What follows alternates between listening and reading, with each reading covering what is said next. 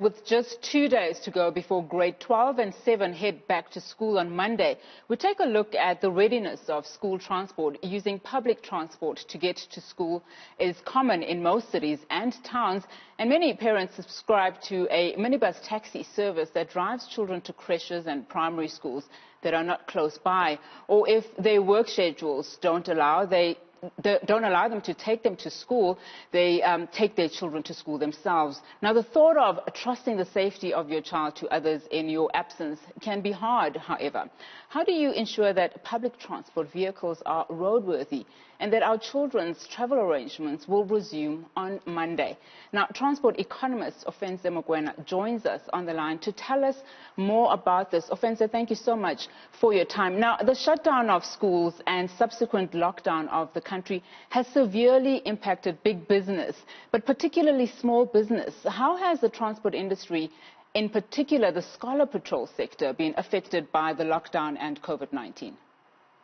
Well, at face value, it is quite clear that the learner transport operators that have contracts were largely exposed to a potential loss, and those that do not have contracts, like the Scholar Transport Association operators, who are basically dependent on parent subscriptions, may have faced significant losses in terms of earning incomes, because parents are unlikely to pay the monthly subscription if learners are not going to school. So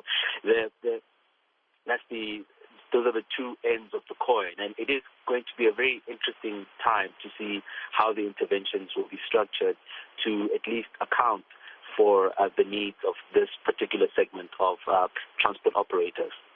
Now, this particular sector that we're talking about was plagued with a lot of problems, even pre-COVID-19. How will we ensure, and particularly the transport department, the education sector, make sure that these transports are safe for our children?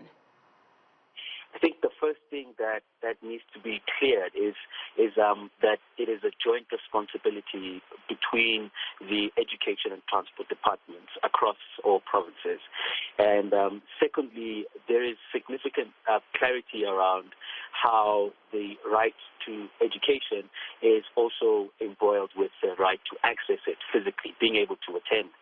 And lastly, there is genuinely a need for involving advocacy groups, parent, school governing bodies, and staff as well in the discussion process to devise an appropriate intervention.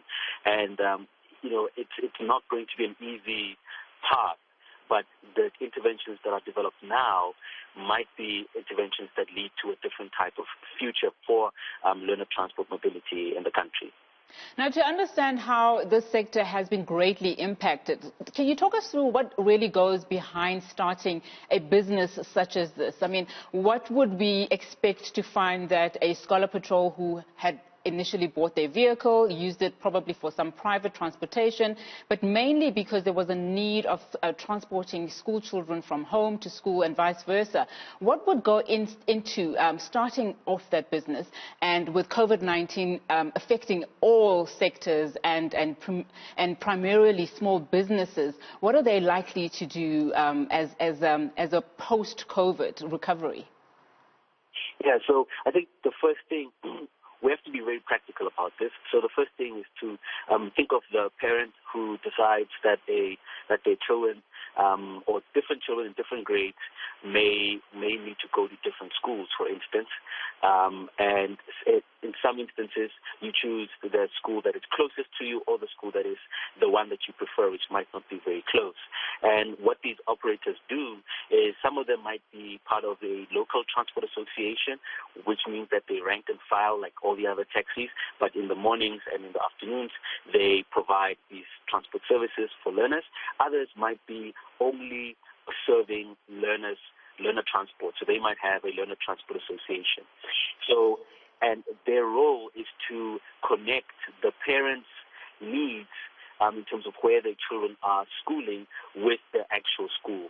And they they basically coordinate their services in such a way that they make sure that the learners get to school on time. And some of them might drop off learners at different schools, but most of the time it's always a bundle of schools that are in close proximity. So the cost of operating is a little bit more challenging because with social distancing and other variables, you might find that if school goes back completely to normal, let's say next year, and social distancing is still a priority, then they might need more vehicles, which means more drivers, and that increases their day-to-day costs, whether they're on contract or not. But then, if you look at it right now, where you have very few learners going to school, then the challenge becomes, some operators might not be able to transport two learners, to a specific school. So that's kind of the trade-off that they're confronted with at the moment. And those that do have a contract with the municipality or the province, the contract structure might have to change.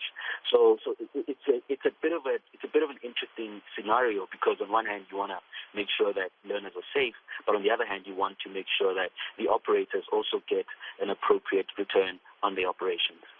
Now, in some circles, it's said that scholar transportation is not top of mind in some of the legislation around transportation as a whole in South Africa. Were they afforded any recognition in the implementation of COVID-19 as far as government regulations are concerned? Well, I think for government regulations, the priority at first has been to focus on the essential segments, so the essential mobility markets, and that is understandable. But as we move through different levels, then there will need to be greater consideration for other subsections or sub-markets. So it is only natural that learner transport is part and parcel of the discussion now, largely because schools are being considered as some of the places that will be opened. So it is a natural cycle, I believe, of the discussion. The challenge, however, is whether we have the right criteria, the right regulatory infrastructure, and also enough information and data to formulate the right kind of decisions now and also into the long term. All right, thank you so much for that. That's transport economist Ofentse Mokoena, and that's where we have to leave it for now.